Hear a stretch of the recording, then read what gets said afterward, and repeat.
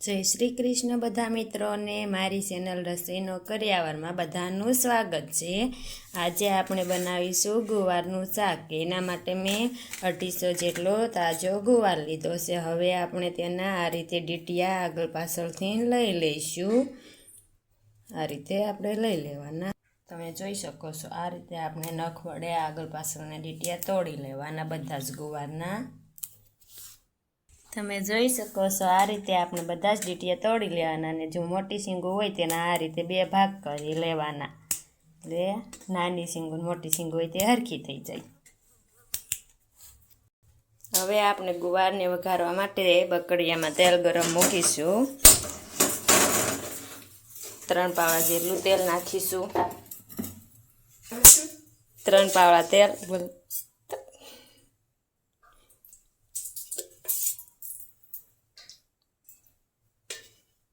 હવે આપણે તેને ગરમ થવા દઈશું।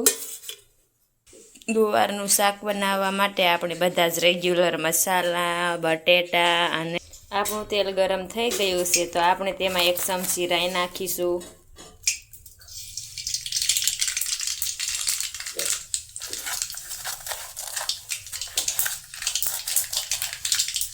અડધી ચમચી જીરું,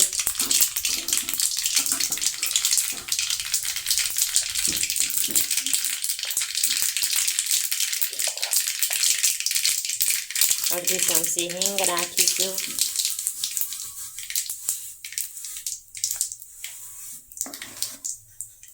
આપણી રાઈ તતડી ગઈ છે તો હવે આપણે તેમાં ગુવાર નાખીશું।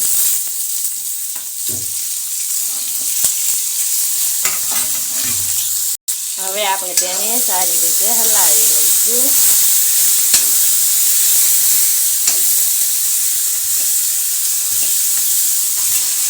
પાંચ ચમચી હળદર નાખીશું, અડધાની અડધી। હવે આપણે તેને હલાવી લઈશું, સારી રીતે મિક્સ કરી લઈશું।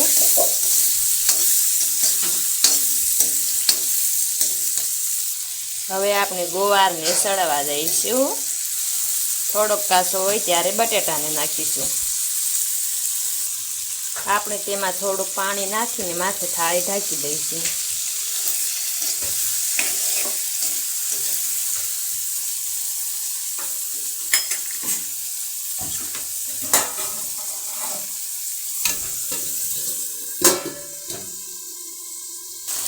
આપણે હવે તેને ઉઘાડીને આ રીતે હલાવી લઈશું સારી રીતે। તેમાં મેં 2 ઘોટડા જેટલું જ પાણી નાખ્યું હતું, તેને 2 થી 3 મિનિટ માટે બળવા દીધું હતું। હવે આપણે તેમાં બટેટાને નાખી દઈશું। મેં 2 બટેટા મોળીને લીધા હતા મીડિયમ સાઈઝના। તમે જોઈ શકો છો મેં તેમાં થોડુંક પાણી નાખ્યું છે બટેટામાં। આ રીતે તેને નાખી દઈશું પાણીમાંથી કાઢીને।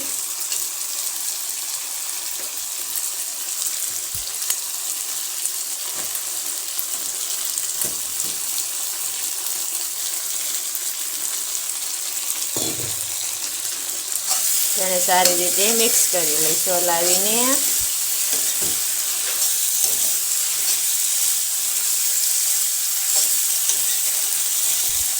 હવે આપણે બટેટાને સંતળાવવા દઈશું।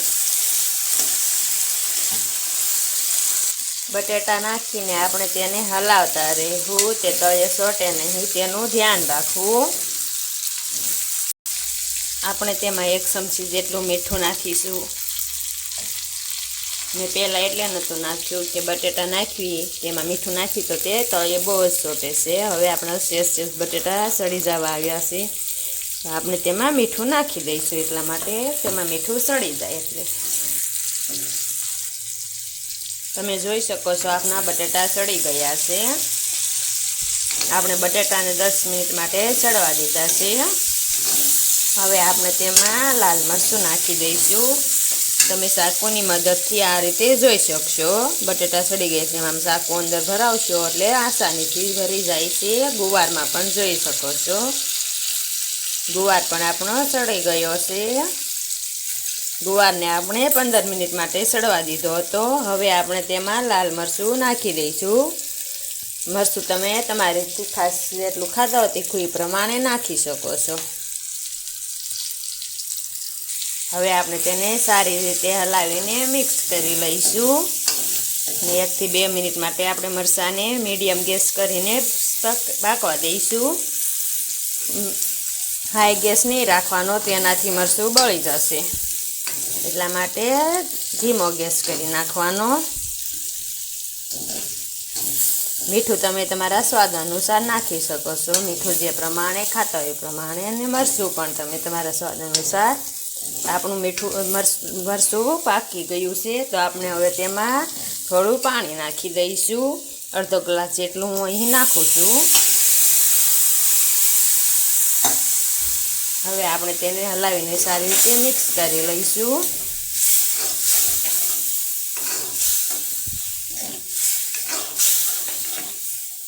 હવે આપણે રસાને પાકવા દઈશું સારી રીતે. મેં અહીંયા 250 ગ્રામ જેટલો ગુવાર લીધો હતો.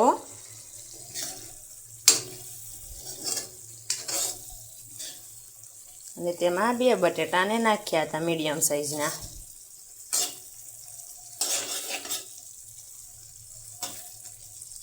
જો તમને કોરું મોરું ભાવતું હોય તો તમે થોડુંક જ પાણી નાખીને તેને બાળી નાખજો.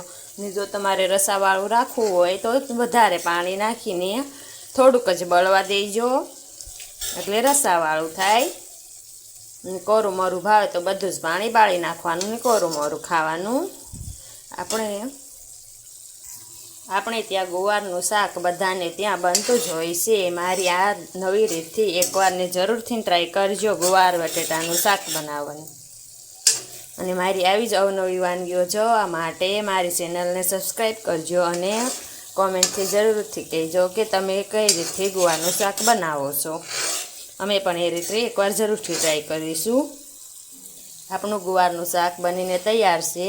તમે જોઈ શકો છો થોડોક રસો બળી ગયો, થોડોક છે. હવે હું તેમાં અડધી ચમચી ધાણા જીરું નાખીશ થોડુંક, અને ઉતારી લઈશ તેને. પછી આપણે તેને ગરમા ગરમ સર્વ કરી દઈશું, પીરસી દઈશું. ધાણા જીરું નાખી તેને મિક્સ કરી નાખવાનું. અને આપણે ગેસને બંધ કરી દઈએ છીએ.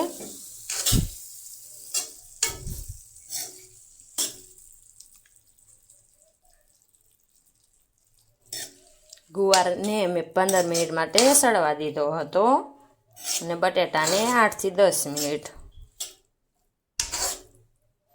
હવે આપણે તેને નીચે ઉતારી લઈશું. મીઠું અહીં મેં ગુવારના શાકમાં 1 ચમચી નાખ્યું હતું. તમે તમારા સ્વાદ મુજબ નાખી શકો છો. અને લાલ મરચું મેં 1 ચમચી ઉપર થોડુંક જ નાખ્યું હતું.